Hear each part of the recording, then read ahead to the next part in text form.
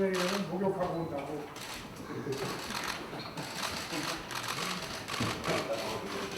종이컵하고 이거 좀 내야겠는데.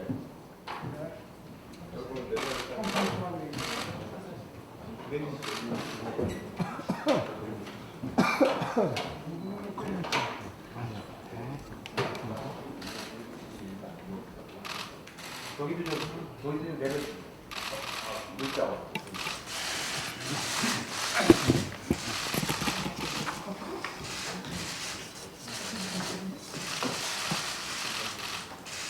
촬영하셨죠?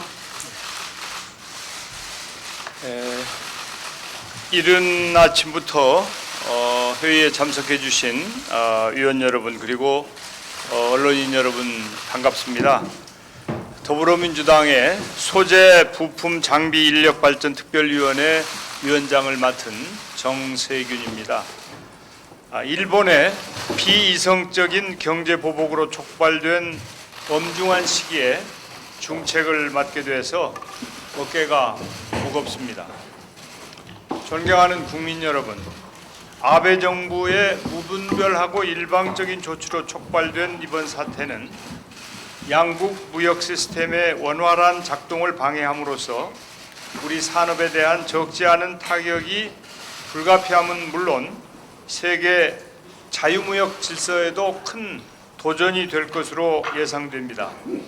다행히 우리 정부는 국제사회를 향해 일본의 부당함을 알리는 한편 관련 산업의 피해 확산을 막기 위한 발빠른 대응에 나서고 있습니다. 정부는 지난 5일 발표한 소재, 부품, 장비 경쟁력 강화 대책을 통해서 100대 핵심 전략 품목의 공급 기반을 안정적으로 관리하고 관련 산업 전반의 경쟁력도 강화해 나가기로 한 바 있습니다. 또한 강력한 추진 체제 구성과 대대적 지원을 바탕으로 제조업 르네상스를 실현하겠다는 비전도 제시했습니다. 정부 대책이 부품, 소재, 장비 산업의 뼈대를 튼튼히 하는 중장기 전략에 초점이 맞춰졌다면 우리 특위에서는 당장 피해가 발생하는 기업들의 입장에서 시급히 해결해야 하는 과제들은 무엇인지 중점적으로 살피고 해결하는 노력을 기울여 나가겠습니다. 현장에서 목말라 하고 있는 현실적이고 실효성 있는 방안들을 신속히 점검하고 내놓는 데 집중하겠습니다. 기업들이 현 상황에서 겪을 어려움을 경청하고 걸림돌을 해소하는 한편 가용한 자원들을 연결하고 지원하는 촉진자 역할도 해나가겠습니다. 일본의 수출 규제 조치로 인한 산업 피해가 본격적으로 확산되기 전에 현장 위주의 점검과 집행력을 높임으로써 위기 극복의 골든타임을 놓치지 않는 닥터 헬기 역할에 최선을 다하겠습니다. 존경하는 국민 여러분, 우리는 어려움이 있을 때마다 이를 항상 슬기롭게 헤쳐왔습니다.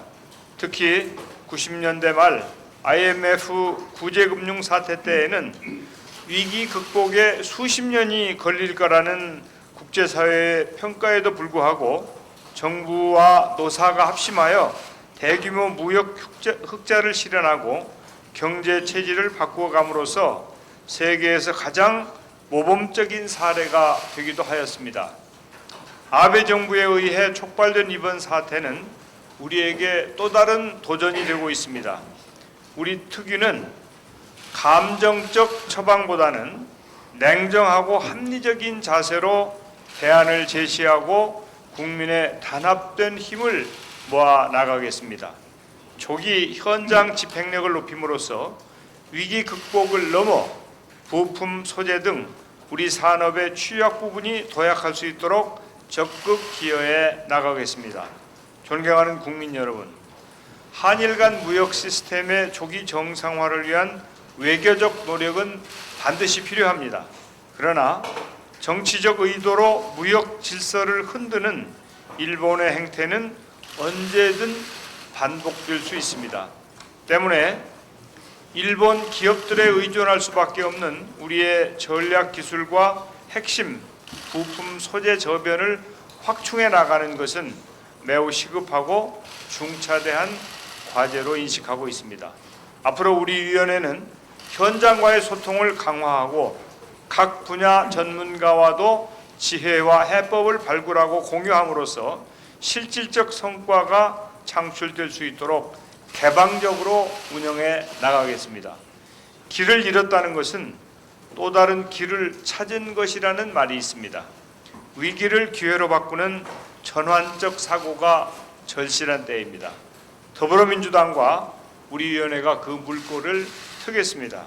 산업계, 학계, 연구계는 물론이고 언론인과 국민 여러분께서도 함께 해주시길 바랍니다. 감사합니다. 오늘 그 15분의 위원님 중에 10분이 함께 한 것 같습니다. 우리가 이제 연대와 결의를 다지는 의미에서 특별한 사진을 한 장 찍는 게 좋을 것 같은데 좀 일어서셔가지고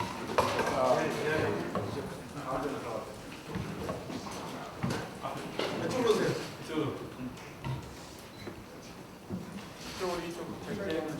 안 됐어. 이쪽으로. 됐습니다.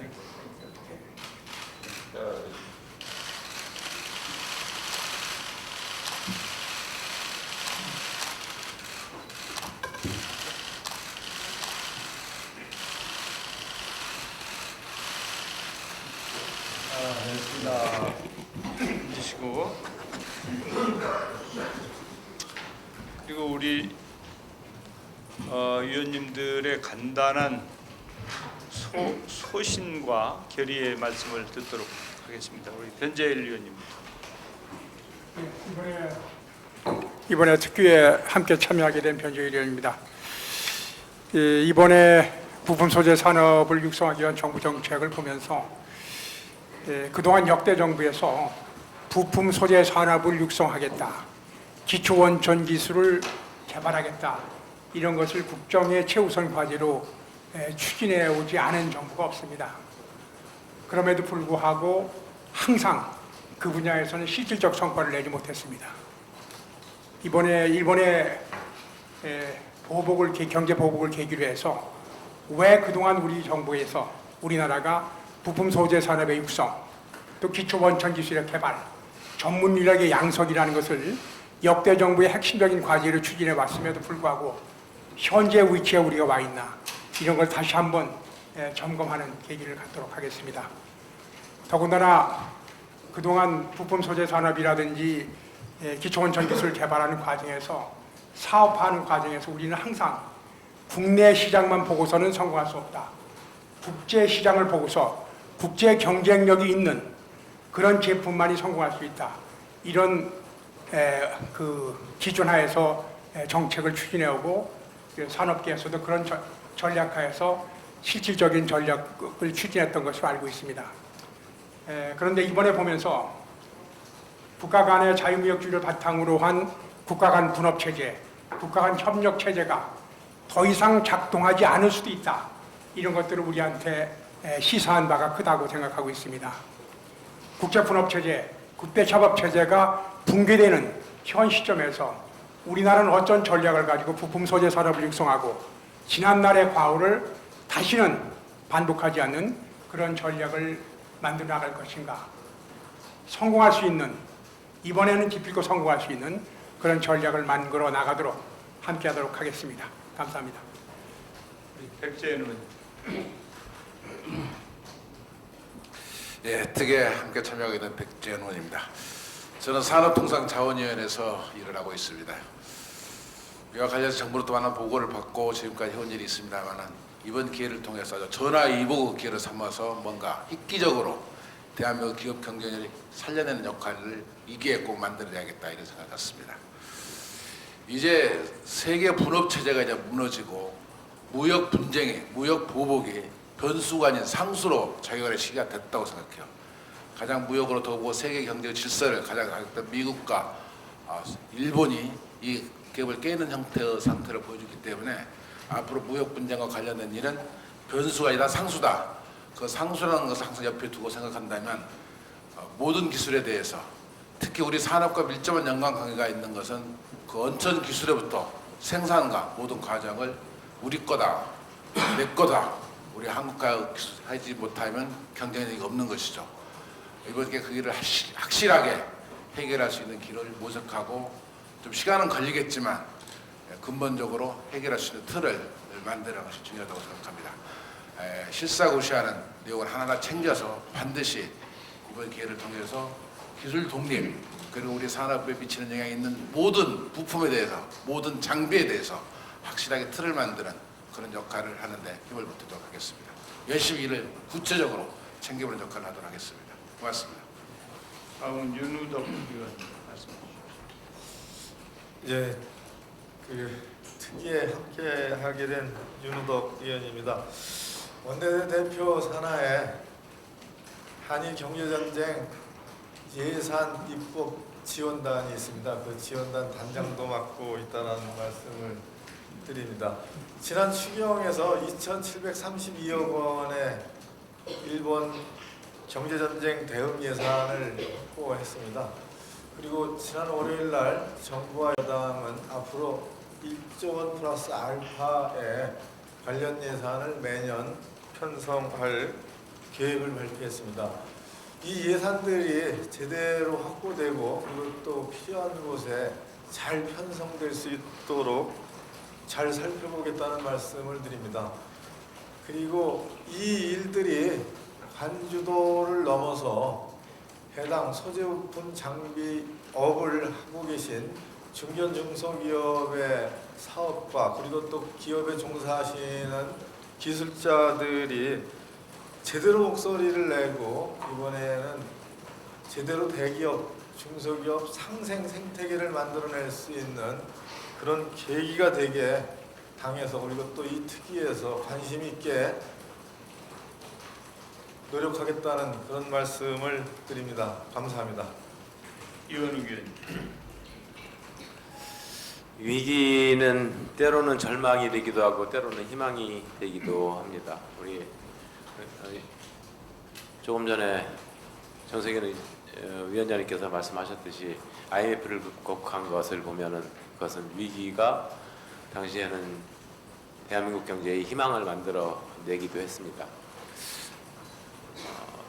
지난주에 저희 원내대표실에 백드랍을 내용을 바꿨는데요. 한일 경제전 여야가 따로 있을 수 없다라고 하는 내용으로 바꿨습니다.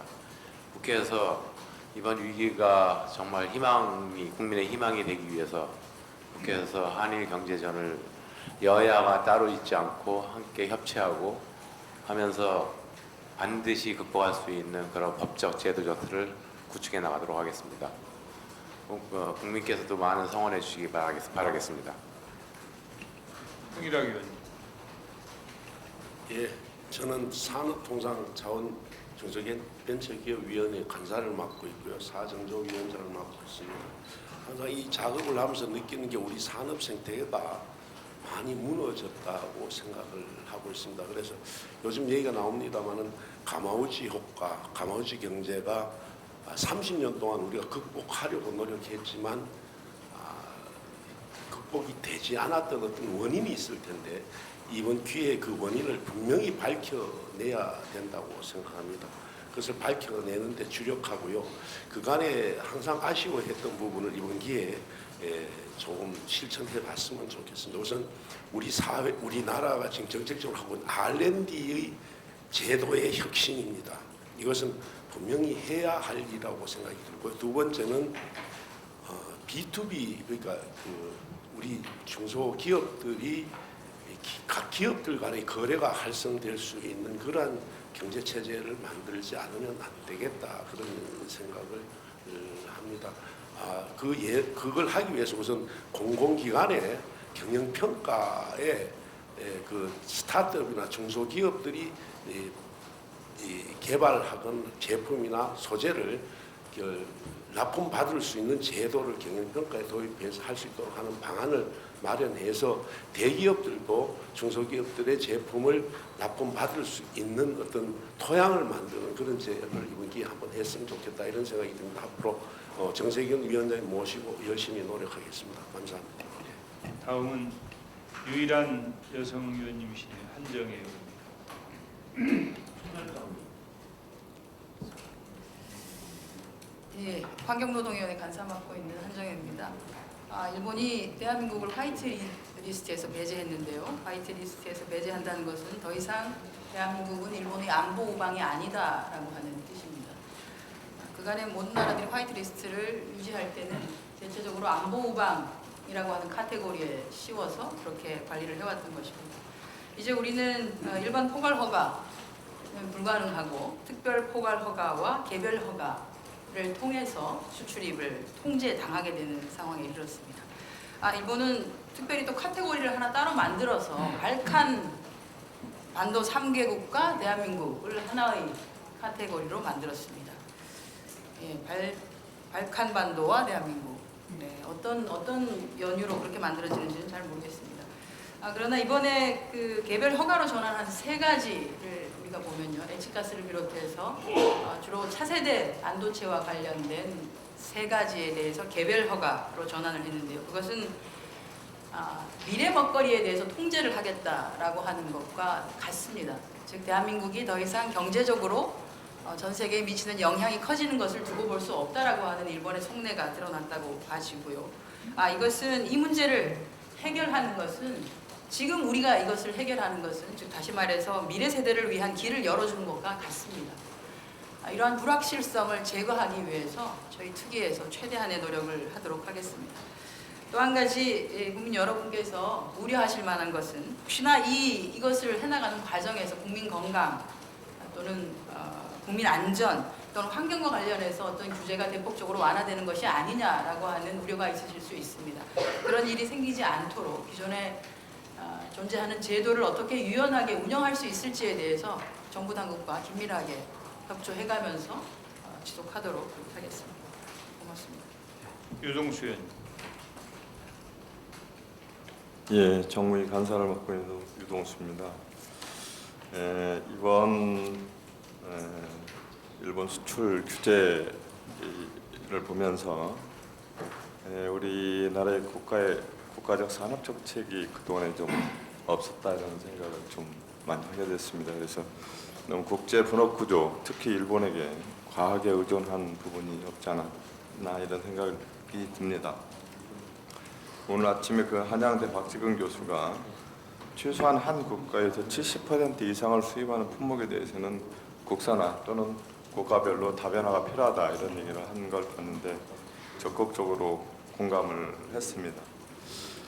특히 정무위 차원에서 수출 규제 피해 기업에 대해서 금융 지원을 하는 방안들을 강구하고 있습니다. 지금 8월 2일부터 적극적으로 정부에서 대응하고 있는데 기본 자의금 만기 연장, 일단 수출 규제로 피해를 입은 기업에 대해서는 대출 보증을 1년간 연장하는 것으로 하고 또 경영사 어려움이 최소화될 수 있도록 피해 기업에 대해서 유동성 공급을 확대하기로 이렇게 하고 있습니다.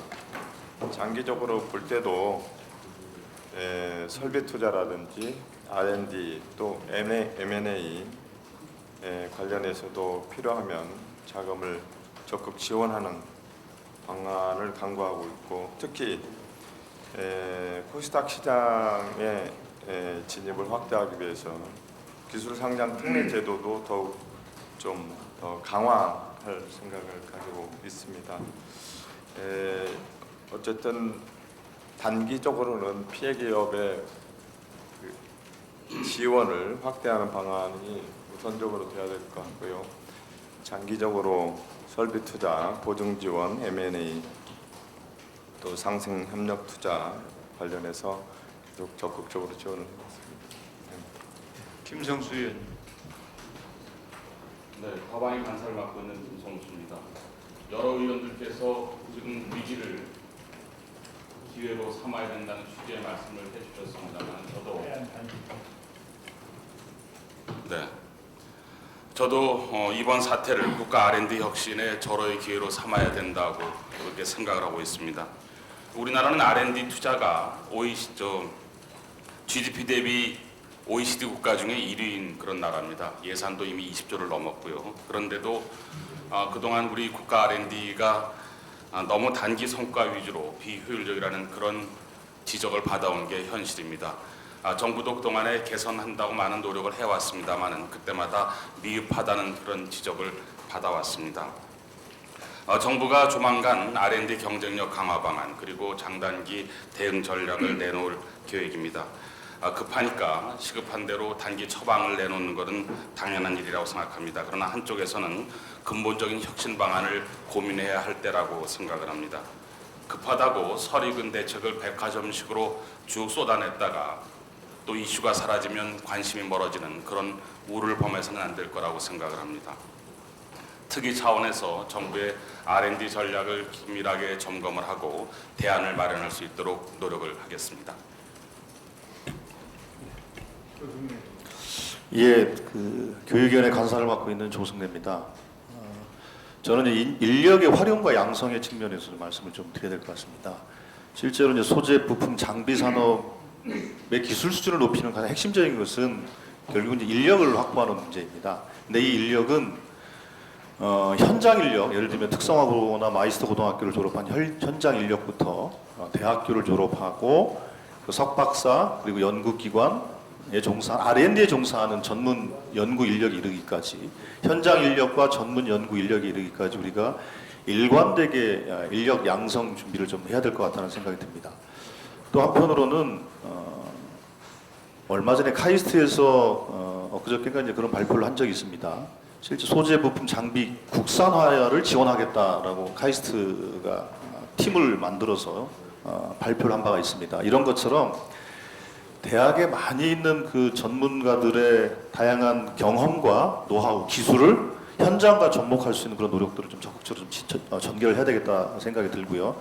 이 과정에 다양한 연구기관, 출연연이나 지원기관과 같은 연구기관들도 함께 하고 기업과 함께 해서 각 분야별로 그런 생태계를 구축하는 작업들을 해야 되지 않나 싶은 생각이 듭니다. 또 한편으로는 최근에 그 고경력 과학기술인들이 은퇴한 분들이 많이 있습니다. 특히 이제 출연연을 중심으로 해서 뭐 1년에 수백 명씩 이제 은퇴를 하고 있습니다. 이 고경력 과학기술인들을 바로 현장에 좀 활용이 가능할 거라 저는 보고 있습니다. 현재 출연연에 있는 분들은 기존의 연구과제나 이런 것들이 있어서 실제로 새로운 과제를 추가하는 것은 사실 쉬운 문제는 또 아닙니다. 그런 측면에서 이미 은퇴해 있는 고경력 과학기술인들을 현장에 접목시키는 노력들은 바로 좀 우리가 고민해봐야 되지 않나 싶은 생각입니다. 이상입니다. 네, 우리 위원님들 말씀까지 들었고 우리 언론인 여러분들 이른 아침에 이렇게 나오셔서 저희들 말씀 경청해 주시고 취재 활동해 주셔서 고맙습니다. 그러면은 이제 저희 위원회의 공개적인 운영은 이것으로 마치고 비공개로 전환하도록 그렇게 하겠습니다.